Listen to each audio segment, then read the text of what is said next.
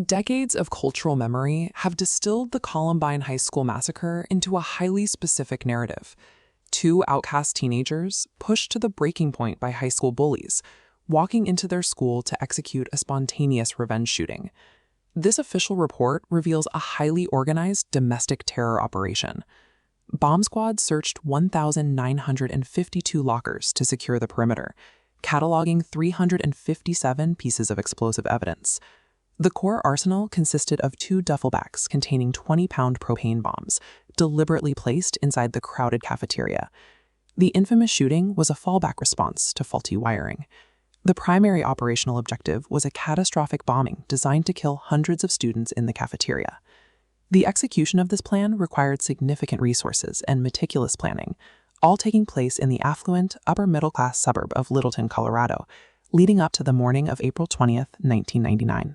The first perpetrator, Eric Harris, consistently presented an outward baseline of normalcy. He possessed above-average intelligence, maintained good grades, and held steady employment as a shift leader at a local blackjack pizza. The second perpetrator, Klebold, came from a similarly stable middle-class background. He was academically gifted, participated in his school's program for high intellectual potential students, and had already been accepted into the University of Arizona to study computer engineering. Both teenagers possessed a practiced ability to operate behind a mask of normalcy. They actively managed their academic and professional obligations as a shield, ensuring the adults around them remained completely oblivious, while they spent over a year secretly stockpiling a massive arsenal. Their ability to maintain this facade, coupled with the intense media focus on the firearms used during the secondary attack, successfully obscured the true, devastating scale of their original tactical intent. The spatial and temporal data of the morning confirms the calculated nature of the assault. At 11:14 a.m., the killers deployed backpacks filled with pipe bombs and aerosol canisters in a field 3 miles southwest of the high school. Their intent was to draw local police and fire departments off-site. 4 minutes later, at 11:18 a.m., the primary cafeteria propane bombs failed to detonate. Realizing the explosives were compromised, Harris and Klebold pivoted to their secondary protocol. They armed themselves, moved back into the building, and initiated a tactical assault on the library. This Diagram 73 floor plan maps the forensic evidence inside the library, plotting the locations of victims and surviving witnesses. Between 11:29 and 11:36 a.m., the subjects moved methodically through this space, targeting students beneath tables. The lines track a deliberate, sweep-and-clear path. Outside the building, their vehicles in the parking lot were rigged with additional timed explosives. These were strategically placed to detonate as paramedics and SWAT teams arrived on the scene. Ultimately, the attack resulted in 13 deaths, but the forensic reality shows they possessed the ordnance, the strategic placement, and the intent to inflict casualties in the hundreds.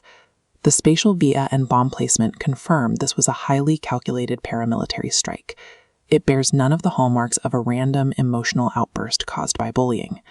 To understand how 2 teenagers orchestrated an attack of this scale, forensic psychologists point to a behavioral phenomenon known as the lethal dyad. This occurs when 2 distinct, non-psychotic pathologies interlock, creating a highly volatile dependency that accelerates into extreme violence. Eric Harris exhibited clinical indicators of budding psychopathy. He was highly narcissistic, utilized superficial charm to manipulate adults, and harbored a pathological desire to inflict mass casualties. Harris's writings clarify his motive as grandiose terrorism. He aimed specifically to surpass the casualty count of the 1995 Oklahoma City bombing. Klebold presented a completely contrasting pathology. Described by peers as meek and self-conscious, Klebold struggled with severe depressive disorder and deep-seated suicidal ideation. Klebold's motive was largely internal. He viewed the planned massacre as an elaborate, externally directed suicide, what he described as a spiritual quest to achieve love and put a violent end to his own psychological pain. The stark differences in their private journals confirm these profiles. Harris filled pages with externalized hatred, compiling lists of people he despised and plotting to create hell on earth. Klebold's erratic, disorganized entries focused almost entirely on internalized angst and desire for death. The lethal dyad functions entirely on this specific friction.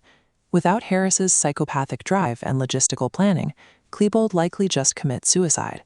Without Klebold's submissive operational support, Harris's grand delusions remain unexecuted fantasies. While the psychological profile explains the motivation, it does not explain how the attack went undetected. That requires examining the severe institutional blind spots within the local juvenile justice system. In January 1998, 15 months before the attack, Harris and Klebold were arrested for breaking into a van. As first-time offenders, they were sentenced to a juvenile diversion program requiring counseling and community service. During their initial intake, both teenagers filled out evaluation forms designed to screen for behavioral risks. Klebold checked 2 boxes for finances and jobs. Harris, however, checked 14 boxes. On a court-mandated document, he explicitly reported experiencing anger, depression, suicidal thoughts, and homicidal thoughts. Concurrently, a wealth of digital evidence was hiding in plain sight. Harris maintained AOL profiles and a website where he posted explicit death threats against classmates, alongside detailed instructions for manufacturing pipe bombs. This illustrates the danger of systemic silos of intelligence. The school, the local police, and the probation officers all possessed fragments of highly alarming data, but they operated in strict isolation, never cross-referencing their files. Because the teenagers were cooperative and polite during their mandated counseling sessions, they easily convinced their probation officers that they had reformed, effectively bypassing the disconnected institutional safeguards. Columbine represents a lethal failure to aggregate intelligence. While authorities successfully captured explicit, documented data pointing toward a threat, they failed to combine these fragments into a single, actionable profile. The attack occurred at the exact moment continuous 24-hour cable news became the dominant media format. The live, uninterrupted television coverage guaranteed maximum visibility. Anticipating this audience, the killers left behind an extensive archive of journals and a series of self-recorded videos known as the basement tapes, serving as a deliberate, highly calculated manifesto. By documenting their methods, their budget, their schedules, and their psychological justifications, they inadvertently provided a tactical blueprint for future perpetrators of school violence. This digital footprint eventually engineered a distinct sociological fallout. Within the broader online true crime community, a subgroup emerged referring to themselves as Columbanizers. Unlike typical serial killer fandoms, which often involve romanticization, this specific subculture relies on a dangerous, empathic identification. Members see their own social alienation reflected in the shooter's writings. The killers achieved their most chilling success through the posthumous engineering of their own mythology. Their deliberate manifesto provides a blueprint that continues to inspire copycat violence long after the event itself. The forensic evidence strips away the enduring myths. The event at Columbine High School was a foiled terrorist bombing, executed through the rare, lethal intersection of psychopathic grandiosity and profound depressive disorder. It proved that the mask of normalcy is the most effective shield for instrumental violence. When a perpetrator maintains good grades and holds a steady job, observers routinely dismiss behavioral red flags. Modern threat assessment protocols must weigh explicit, documented evidence, like written homicidal ideation and acquired bomb materials, far more heavily than subjective impressions of a student's intelligence or middle-class standing.